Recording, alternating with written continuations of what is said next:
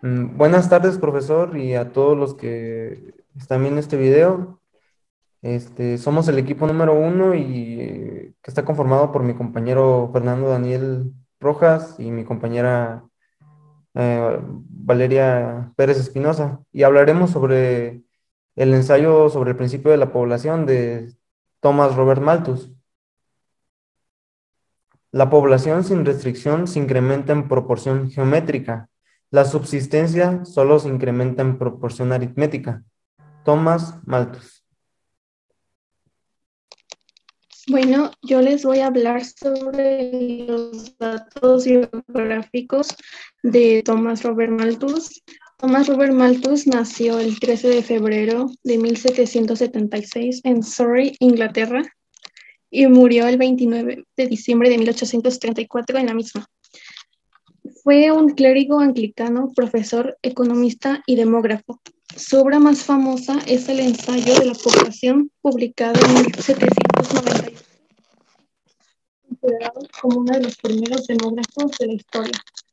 Thomas Robert Malthus poseía una buena posición económica, ya que su padre mantuvo una amistad personal con los escoceses y altos rangos. Entonces, era una principal figura pública en ese entonces. Capítulo 1 se plantea. Este capítulo, al ser el primero, nos plantea varias cosas interesantes, destacando que expone que la sociedad parece destinada a inspirar una vida nueva y vigorosa, sea a abrazar y destruir la mermada población de la Tierra. Esto nos dice que el ser humano está, ¿cómo se diría? Dado a que siempre cuando aspira por más, no piensa en los demás, piensa en sí mismo. Es por eso que al aumentar la capacidad de la tierra es probable que la producción de alimento disminuya, ya que ésta se centra en los postulados que él los llamó las leyes de la naturaleza, que el primer postulado nos indica que el alimento es necesario para la existencia del hombre y que el segundo postulado quiere decir la reproducción, o sea, la pasión entre los sexos es necesaria y mantendrá en su estado natural a la vida humana, ya que cito que la capacidad de crecimiento de la población es infinitamente mayor que la capacidad de la tierra para producir alimentos para el hombre. También nos dice que al producirse importantísimos cambios, los cuales serán decisivos para el futuro de la sociedad humana. Pues en esta gráfica sobre los alimentos nos indica que la población crece gráficamente, pero los alimentos solamente van a crecer, por así decirlo, en número. O sea, no, entre más población haya, menos alimentos va a haber para un futuro. Y eso es lo que plantean este ensayo. A mí me tocó hablar sobre qué plantea el capítulo 2. Este capítulo 2 se me hace de los más relevantes de la obra de Malthus, del ensayo sobre la población, porque toca muchos temas realistas que sí pasan en todas partes y debido a esto, él llegó a escribir esto. Habla sobre la interacción de la demanda y la oferta. Se considera que el matrimonio y la propiedad privada son las instituciones para resolver problemas de producción y reproducción. Al hablar del matrimonio es cuando él dice que para tener un matrimonio tienes que tener una edad madura, una edad en la que ya seas capaz de sustentar a alguien, no solo a ti, sino que a una familia. Entonces hay mucha gente que por el vicio o distintas cosas, cuando se casan a edad temprana, no tienen los recursos para sustentar una familia, para, para alimentarlas, y aquí es cuando hay el problema y empiezan los problemas de la pobreza. Y, y también Malthus aquí admira a Godwin por su estilo de persuadir los escritos de su obra, aunque Malthus, el escrito de Goldwyn solo es un sueño, ya que hay muchas cosas que dice Malthus que no son ciertas, no son reales. Bueno, aquí es cuando Malthus dice que la población crece de manera geométricamente, como 1, 2, 3, 4, 8, 16, 32, 64, 128, 256, 512 y así sucesivamente, mientras que las subsistencias lo harían como 1, 2, 3, 4, 5, 6, 7, 8, 9, 10, de manera aritmética. Plantea ejemplos claros, numéricos y fijos en este capítulo sobre el objetivo que tiene como una isla con una buena administración, parcelando la tierra y dando al máximo a la agricultura, la mejor que se puede conseguir, dobla la producción al término de los primeros 25 años. Lo que no se puede saber es que si en otros 25 años vaya a cuadriplicarse la producción, ya que no sabemos la fecundidad de la tierra y no sabemos varios factores para la producción. Este, y la población como crece geométricamente, crece mucho más rápido que las subsistencias. Entonces, al no igualarse estas dos, la población y las subsistencias, es que empiezan los problemas de no saciar a una población. Este, habla de un caso oscilatorio que ocurre con la gente de escasos recursos, que que tiene y lo padece todo el mundo. A continuación lo plantearé. El precio del trabajo disminuye, los precios de los productos suben, la gente trabaja más tiempo para dar abasto en su casa, pero muchos de ellos se verán abocados a la angustiosa miseria y es muy difícil mantener una familia y por esto se hacen menos frecuentes los matrimonios y la población deja de aumentar. Debido a todos estos factores, los cultivadores aumentan el número de sus braceros y se ponen a trabajar a nuevas parcelas abonar y mejorar los cultivos y así vuelve la producción a igualar la población y queda en un momento estable y los trabajadores tienen confort y todo esto de la mala paga se afloja y vuelve a la normalidad y así se repite el ciclo y siempre existe esto y en todos los lugares. Y aquí es cuando entra lo que también el hombre tiene que ser maduro para casarse y capaz de mantener una familia, ya que si esto por los matrimonios tempranos te lleva a trabajar y todo esto, es cuando ocurre la pobreza y uno no puede sustentar a la familia. Explica y plantea la desigualdad que hay en el mundo y plantea los tres problemas principales. Bueno, de la desigualdad habla que en ninguna obra de sus tiempos se ha planteado desde un punto de vista de alguien de escasos recursos.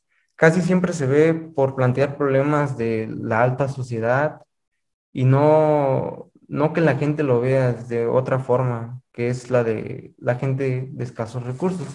Y los tres principales problemas es que la población no puede aumentar sin que aumenten los medios de subsistencia, de que la población aumenta invariablemente cuando dispone de los medios de subsistencia, y lo demuestra la historia, y que la fuerza superior de crecimiento de la población no puede ser frenada sin producir miseria o vicio, lo atestigua con harta incertidumbre.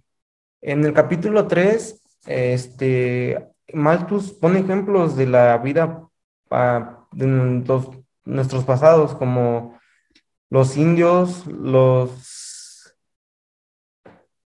pastoreros, los bárbaros, y nos plantea la vida como antes y cómo siempre han existido estos problemas de las subsistencias con la población. Habla de cómo las mujeres sufrían más e igual dependía si eran los pueblos salvajes o si los pueblos se dedicaban al pastoreo. Las mujeres que vivían en una civilización salvaje, como lo eran los indios norteamericanos, sufrían más porque siempre tenían que hacerse cargo de los hijos. Cuando los hombres no estaban en casa, había guerras o pasaban cosas, y las mujeres eran las que lidiaban principalmente con eso y con todos los deberes que se tenían en el hogar. No tenían apoyo de sus parejas. Señala como ejemplo principal a la cultura de los indios de Norteamérica. También a lo que dice de las mujeres que sufren mucho, solo era en parte de los indios norteamericanos porque ellos eran salvajes y los que se dedicaban al pastoreo no, porque casi no tenían guerras. Entonces ellas como que la sufrían menos. En estos tiempos había menos población debido a que había menos, subsistencias y era una vida salvaje, o sea, no llegaban a vivir tanto tiempo, muchos morían. Aquí es donde empieza mucha migración debido a la falta de subsistencias. Cuando los niños empiezan a crecer, ya no había, y en el lugar donde crecieron ya no había subsistencia, ya no había de dónde alimentarse. Los padres solían mandarlos a otros lugares ya que expandieran su territorio. Y aquí es cuando se encontraban con otras civilizaciones y es cuando cae en la guerra. Y en este vicio que también llevó a muchas muertes.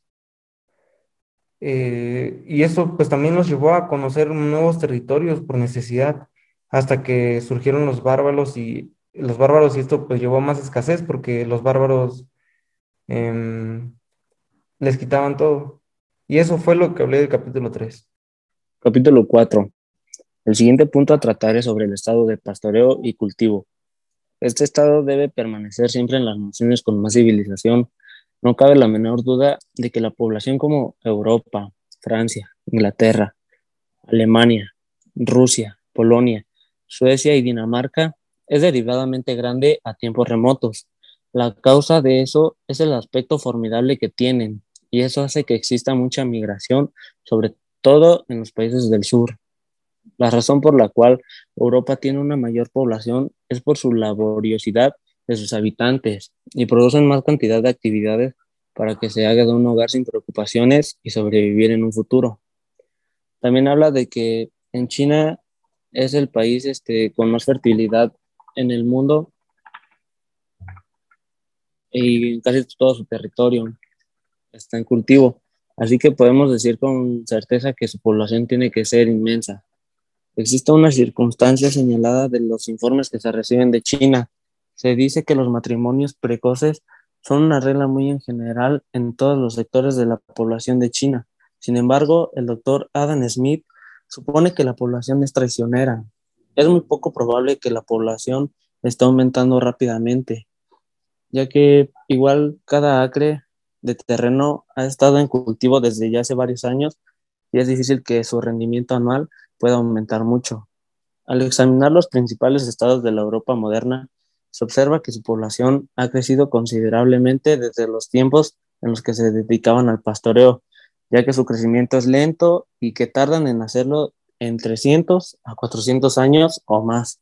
Algunos países tienen una población estacionaria y otros, lo contrario, descendientes. Y esto es causado por la aprehensión de las dificultades que supone el mantenimiento de una familia. También ya que hay hombres que incluso de las clases más altas que huyen del matrimonio, simplemente por el temor a sostener una familia a su cargo, porque tienen que trabajar más para que su familia no sufra de hambre y necesidades de la vida cotidiana. Capítulo 5. El obstáculo positivo al incremento de la población, es decir, el que reprima un aumento ya iniciado, se limita. Pero quienes se preocupan de examinar las estadísticas relativas a la mortalidad infantil observan generalmente que de la totalidad de los niños que mueren cada año, una parte totalmente desproporcionada es por familias que pueden suponerse incapaces de suministrar a sus hijos la alimentación y cuidados que requiere la infancia. Niños expuestos a toda su suerte, viviendo en tugurios malsanos y obligados a realizar trabajos duros, inapropiados de su edad. Esta elevada mortalidad entre los hijos de los pobres es ciertamente en todas las ciudades. Ciertamente no alcanza las mismas proporciones en zonas rurales. Sin embargo, no ha sido bien estudiada para poder afirmar que incluso en el campo el número de muertes de niños cada año no es superior al de los niños de las clases altas. Los hijos e hijas de los campesinos no son como cuentan vulgarmente en las novelas. No son con sus mejillas rojas, ni tienen pelo de color. Sin embargo, existen adolescentes entre 14 o 15 que aparentan tener 18 o 19 y son pocos los que llegan a tener poca musculatura, ya que todos como se dedican al campo y a la cosecha, hacen demasiado ejercicio y pues fortalecen sus músculos. Igual dada a esta situación, en Inglaterra imputó leyes de pobres y han aliviado un poco la situación. En cambio, han extendido un mal general sobre una superficie mucho mayor, ya que sigue habiendo casos en los que los niños siguen igual. Algunos suponen posibles desfalcos, otros afirman que los inspectores se gastan la mayor parte del dinero. Las leyes de los pobres, en primer lugar, tienden evidentemente a aumentar la población. Puede decirse que estas leyes crean a los pobres y después los mantienen.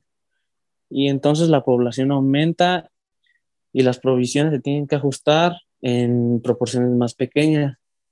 A estos dos grandes obstáculos al crecimiento de la población que encontramos en todos los países viejos y sus problemas se les ha llamado obstáculo preventivo y obstáculo positivo. Es preciso añadir las costumbres viciosas en los comportamientos con las mujeres, las grandes ciudades, las manufacturas insalubres, el lujo, la peste y la guerra. Todos estos obstáculos pueden resumirse en dos: miseria y vicio, y la prueba de que estas son las verdaderas causas del lento aumento en la población en todos los estados de la Europa moderna la tenemos en el aumento comparativamente rápido que se produce invariablemente cada vez que estas causas han sido suprimidas en una medida importante. Con esto concluyo el capítulo 5 y empezamos con nuestra conclusión. Bueno, mi conclusión es que Malthus, al ser hijo y proveniente de una familia pues económicamente estable y su papá siendo amigo de la alta sociedad, pues no tenía así como que la necesidad económica como se plantea en estos capítulos que él expone, sino que él identificaba que el crecimiento de la población se superaba más de lo que podía mantenerse, con, con creces la capacidad de una sociedad de producir alimentos insuficientes para abastecerse. Y como exponía en el capítulo 3 mi compañero, que esto generaría hambrunas, conflictos y muerte. También pretendía pues identificar una desigualdad económica, cómo se vivía, y que la miseria y la pobreza en masas trabajadoras se estaban bajo el capitalismo y que esta era una consecuencia al, al que la población estuvieran en escasez de recursos y a su vez que habría pobreza. Lo que proponía era que se controlara el crecimiento poblacional, o sea, que se limitase voluntariamente antes de producir alimentos. También actuar de manera más intensa hacia los grupos poblacionales de menor riesgo. Voy a hablar en mi capítulo primero sobre la alimentación, ya que él señalaba que al haber más población habría menos alimentos, pero algo que él no tomó en cuenta era la industrialización, la influencia en estos tiempos, ya que gracias a la industrialización se mejoraría la productividad de producir alimentos. Por tanto, la producción de alimentos sería cada vez mayor en lugar de menor. Por eso era algo que pues no se tomaba en cuenta en esa época, ya que fue hace muchos años. Y tampoco el previo que existiesen muchos cambios sociológicos, ya que esos cambios se ven reflejados en la natalidad de hoy en día, como las sociedades occidentales, orientales, que hace unos años solamente podían tener de 1 a 2 hijos o solamente un hijo. Esto representa el contexto sociológico que Malthus no previó en sus años aquellos. Y esa sería mi conclusión del capítulo 1 y ahora va mi compañero con su conclusión del capítulo 3 y 4. Bueno, yo hablaré y daré mi conclusión de los capítulos que expuse, del 2 y el 3. Y bueno, en lo que pienso yo y cómo concluyo esto es que en realidad tenía mucha razón en cuanto a la pobreza. Y lo que dice mi compañera es cierto, que Malthus lo que no tomó en cuenta es los avances tecnológicos, los sistemas de riego, la industrialización y los cambios sociológicos. Y por esto, y por en su obra tener un realismo, algo que sí era cierto, los conservadores lo catalogaban como un liberal peligroso, alguien que se contradecía mucho y que dio un futuro muy negro a las poblaciones que venían, que dio un panorama tal vez pesimista, pero en cuanto a mí, siento que es realista, porque hay mucha gente que así le pasa eso, lo que plantea de la pobreza. Este, El libro en sí no se iba a publicar porque Malthus no quería decepcionar a su padre, pero lo tuvo que hacer porque se rebeló ante la teoría de William Godwin y, y olvidó lo que iba a pensar su padre. El libro tuvo una enorme trascendencia y se habló mucho de él porque hablaba de los medios de subsistencia y cómo aumenta cada 25 años de manera aritmética y no se compara con lo que aumenta la población en 25 años. También decía que la única manera de que la población podía mermar era con guerras, con catástrofes, con epidemias y con cosas trágicas. De hecho, alguien más importante, alguien muy importante, como Karl Marx, lo catalogaba como el miserable autor de una infame teoría, de una blasfemia repulsiva contra el orden y la naturaleza, porque en su tiempo no fue bien visto, no fue bien visto su obra. La conclusión de los capítulos 4 y 5 habla más que nada sobre las poblaciones europeas y un poco de la población asiática. Dice que sobre todo en la población asiática llegaban a tener hijos más que nada para recibir la ayuda que les proporcionaba el gobierno y llegaban pues a lo mejor también llegaban a esconder a sus hijos y ellos se quedaban con lo que les proporcionaban de comida o ayuda. También habla sobre la mortalidad de niños, de la pobreza en todas las ciudades. Bueno, y creo que esto ha sido todo. Agradecemos su atención, profesor, al escuchar nuestro tema expuesto y le deseamos una excelente tarde o día, noche a la hora que esté viendo este video. Gracias, profesor. Hasta luego.